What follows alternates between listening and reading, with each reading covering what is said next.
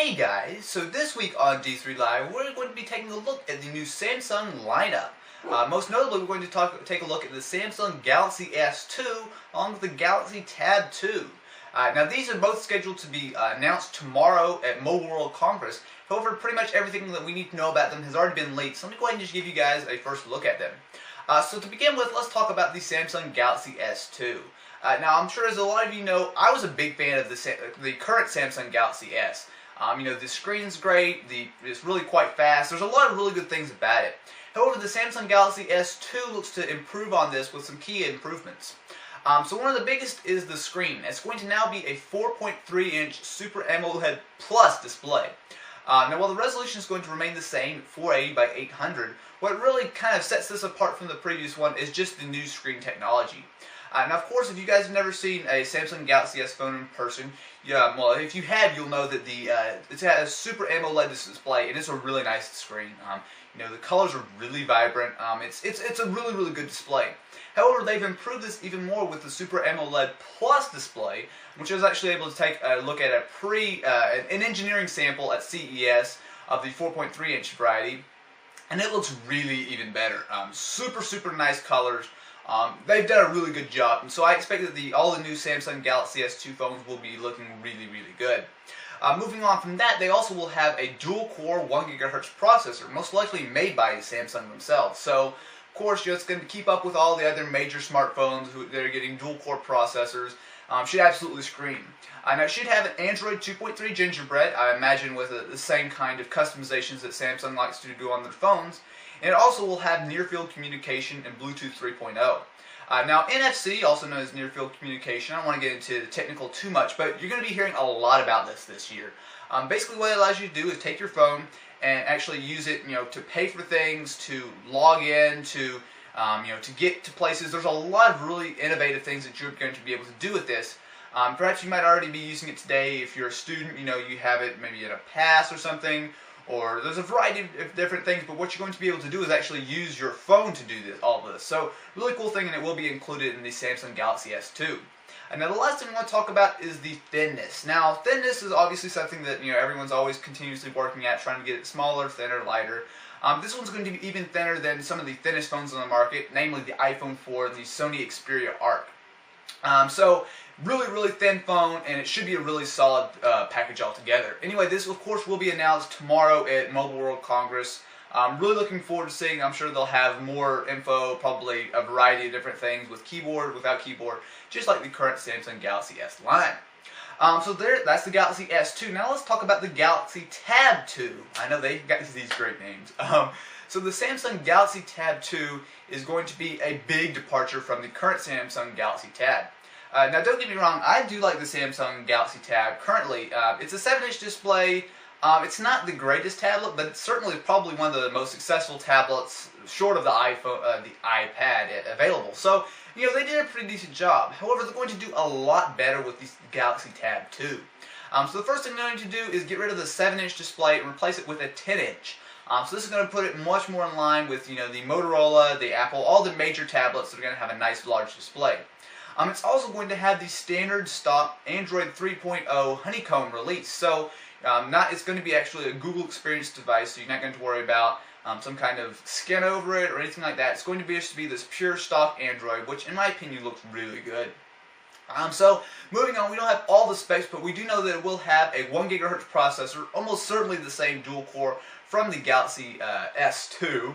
But some of the other things are it's going to be a really solid tablet as far as just the screen display. It's actually, while I'm mentioning it, it does have a 10-inch display with a resolution of 1280 by 720, or perhaps 800. Actually, I probably should look that up. But at any rate, it's going to be a really nice display. Should be really pretty fast. So both of these devices are looking really quite nice. Anyway, for the second half of D3 Live, we'll be taking some live questions from everyone in the chat. As always, with every episode of D3 Live, it is filmed in front of a live audience and Blog TV, and we got a lot of people in here today, so let's just go ahead and take some questions. Is it 800? What's better, Galaxy Tab 2 or iPad? Well, I think the Galaxy Tab 2 is probably going to be better than the iPad, personally. However, it's not a really fair comparison to make. By the time the Galaxy Tab 2 is available to purchase, it's probably going to be going up against the iPad 2. And I imagine that the iPad 2 will probably have a lot of the same, enhancements. So I think it's a little bit of a hard comparison to make, the current generation iPad versus the next generation Galaxy Tab. What do I like better, Android or iOS software? I like them both, to be honest. I know a lot of people kind of complain, like, we gotta pick one or the other. If I did have to pick one, I would pick iOS, but it's really on the minor things. I like Apple design. iOS is really simple and really clean and really responsive. But on the other hand, Android is a lot more open. It's a lot easier to get apps on.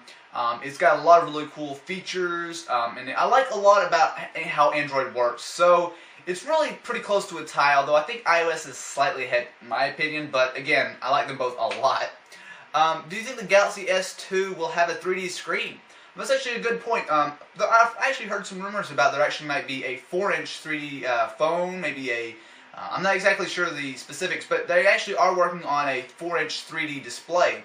I don't think the Galaxy S2 will actually have this right off the bat, but there might be a variant of it, maybe a little bit later. They'll actually have a glasses-free 3D screen, which should be pretty cool. Do I think the Galaxy Tab will have flash drive ports? If you're talking about USB, no, I do not think so. I think it's a possibility, but most of the tablets tend to connect to your computer, not connect stuff to the tablets. Kind of seems like a little bit of an odd distinction, but it is fairly important because, it's a big deal whether your tablet syncs with your computer or, an iPod syncs with your tablet. It's a little bit of a complicated issue, but just in the short of it, no, I don't think it actually will have any USB ports.